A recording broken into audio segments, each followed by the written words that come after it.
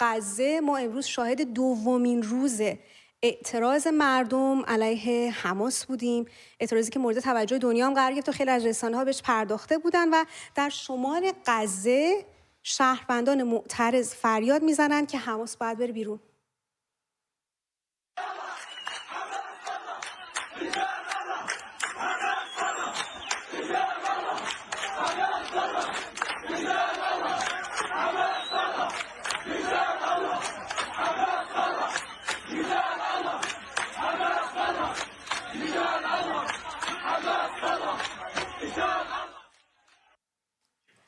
اما در روز نخست این اعتراضات صدها نفر در بزرگترین تجمع اعتراضی علیه گروه تروریستی حماس در غزه از زمان شروع جنگ حماس با اسرائیل شرکت کرده بودند، به خیابون‌ها اومده بودند تا از این گروه بخوان که از قدرت کناره‌گیری بکنه. نیروهای مسلح حماس که خیلی هاشون چماق هم دستشون داشتن، در حالی که گروهی از اونا با ماسک هم صورتشون رو پوشونده بودن، وارد عمل میشن و با استفاده از زور معترضان رو متفرق میکنن و چند نفر از مردم رو مورد ضرب و شتم هم قرار داده بودن. ویدیوهایی که به طور گسترده در شبکه‌های اجتماعی توسط فعالانی که معمولاً از حماس انتقاد میکنن به اشتراک گذاشته شده بود، تصاویرش رو اگر دوستان نشون بدن نشون میده که جوانان در خیابان‌های بیت لاهیا در شمال غزه راهپیمایی میکردن و شعار حماس تروریسته، حماس برو بیرون و الجزیره، رسانه الجزیره برو بیرون، جنگ رو متوقف کنید و همه در بیت لاهیا میخوان که حکومت حماس به پایان برسه سر میدادن. معترضان همچنین خواستار آزادی گروگانها توسط گروه تروریستی حماس بودن. اونها همچنین پلاکارت هایی در دست داشتن که روی اون نوشته شده بوده جنگ کافیه، ما نمیخوایم بمیریم و همینطور خون فرزندان ما ارزان نیست. اما ما برای اینکه این شرایط رو بررسی بکنیم از آقای نوید توبیان پژوهشگر دعوت کردیم که همراه ما بشند.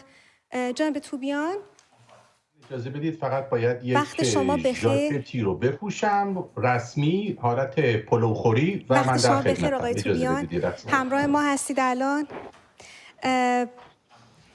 اگر که انگار که ارتباط قطع شده بود. بله. ببین خیلی جالب بود برای من این ویدیویی که منتشر شده بود. می‌خواستم همین سوال رو هم از آقای توبیان وقتی که آماده شدن بپرسم. ما همیشه وقتی تصاویر این کشته شده ها رو در غزه داشتیم، تصاویر غیر نظامیان، آواره‌ای که داشتن برمیگشتن، همواره این نظریه بود که هر کدوم از این افراد، هر کدوم از این حالا پسر نوجوان، یک کودکی حالا که وجود داره، اینا پتانسیل هستن که تبدیل بشن به یک شبه نظامی غزه‌ای، شبه نظامی حماسی. ولی ما الان داریم این اعتراضات رو میبینیم. اعتراضات پیش از این هم در غزه رخ داد، ولی این از یک جهاتی بسیار قابل توجه از اعتراضات امروز. اگر که ما آقای توبیان رو همراه ما داشته باشیم. جناب توبیان، وقت شما بخیر. سرانجام ما موفق شدیم که شما رو همراهمون داشته باشیم. همونطور که عرض می‌کردم یک نظریه هست که میگن همه مردم غزه طرفدار حماس هستند. از سمت دیگه من یک کاربری رو در شبکه، علاوه بر این تصاویر، یک کاربری رو در شبکه اکس من دیدم که یک فلسطینی بود که در فلسطین ساکن نبود، اما این تصاویر این اعتراضات رو منتشر کرده بود و نوشته بود حماس، ما در غزه حماس تروریسته، ولی برای غربی ها اینها یک مبارز آزادی بخش هستند. چه اندازه این دیدگاه به واقعیت، به باور شما نزدیکه؟ درود بر شما، نوروزتون پیروز. ببینید، کافیه که ما به اون چی که در دانشگاه‌های آمریکا و اروپا اتفاق افتاده و اتفاق میفته نگاه بکنیم. وقتی که به فعالان حماسگرا بازداشت میشن و بعد رابطه اونها یا طرفداری اونها از حماس محرز میشه و اونها رو اخراج میکنن به همین سادگی. وقتی که در تمام این دانشگاه‌های اروپا یا آمریکا وقتی داد میزنن from the river to the sea، فلسطین از بحر تا نهر، جایی برای کشوری به نام اسرائیل باقی نمیمونه. و خب طبیعیه که وقتی که سازمانی در مرامنامه خودش محو، نه تنها محو اسرائیل بلکه محو یهود رو بخشی از آرمانهای خودش قرار داده، خواسته یا ناخواسته اونایی که فریاد فری پلستاین میزنن خودشون رو همسو با حماس میکنن.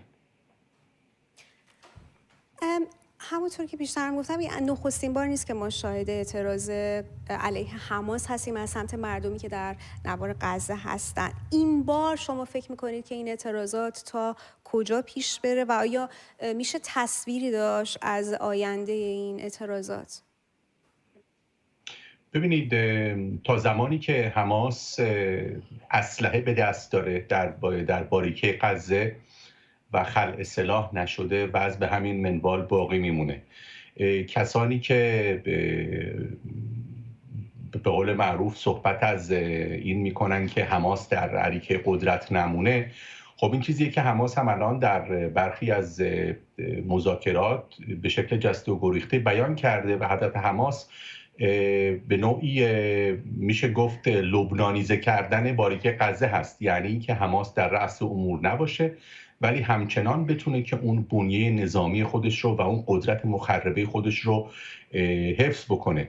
حماس هیچ وقت نگران مردم غزه نبوده. در آغاز حمله حماس به اسرائیل و اون فاجعه 7 اکتبر رقم خورد هست مصاحبه های سران حماس، شاید برجسته‌ترین اونها موسی ابو مرزوق هست رئیس دفتر سیاسی حماس، که گفت که تونل هایی که حفر شده در باریکه غزه تنها و تنها برای به گفته او مجاهدان هست و شهروندان غزه رو سازمان ملل باید بهشون رسیدگی کنه. به همین سادگی حماس نیامده که به امور باریکه غزه بپردازه، حماس اومده که اسرائیل رو نابود بکنه. سپاسگزارم از حضور شما در برنامه آقای نوید توبیان پژوهشگر.